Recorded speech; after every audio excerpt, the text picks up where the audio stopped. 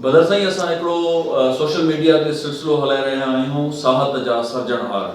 जंहिंमें असां नाले वारनि शाइरनि सुगड़नि ऐं कहाणीकारनि जूं तकलीफ़ूं संदूनी आवाज़ में रिकॉर्ड करे दुनिया सां शेयर कयूं था। ऐं सिंधी ॿोली जा ख़ूबसूरत शाइर आहियो, तव्हांजा शाइरी जा मजमूआ छपियल आहिनि, सो असां चाहींदासीं त तव्हां पंहिंजी का ख़ूबसूरत शाइरी असां सां गॾु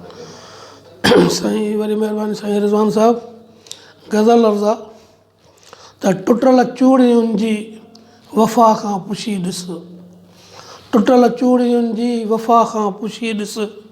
तूं ख़ामोश दिलि जी सदा खां पुछी ॾिस, टुटल चूड़ियुनि जी वफ़ा खां पुछी ॾिस, तूं ख़ामोश दिलि जी सदा खां पुछी ॾिस, लिकाए थी ॻोड़ा फिकी मुर्क मुर्की,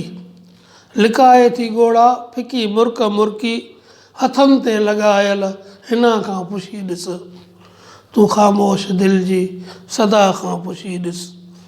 ही वीणीअ जो तनहा कंगण मुंहिंजो पुछंदुई, ही वीणीअ जो तनहा कंगण मुंहिंजो पुछंदुई, छिॾी वए छो पंहिंजी जफ़ा खां पुछी ॾिस, तूं ख़ामोश दिलि जी सदा खां पुछी ॾिस, मिठा मां बि हां तुंहिंजे माज़ीअ जो हिसो, मिठा मां बि हां तुंहिंजे माज़ीअ जो हिसो,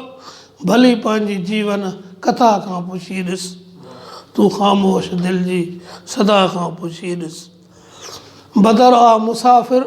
वरी मोटी ईंदो, बदर आ मुसाफ़िर वरी मोटी ईंदो, अङण वारी ख़ुशबू हवा खां पुछी ॾिस, तूं ख़ामोश दिलि जी सदा खां पुछी ॾिस, टुटल चूड़ियुनि जी वफ़ा खां पुछी ॾिस।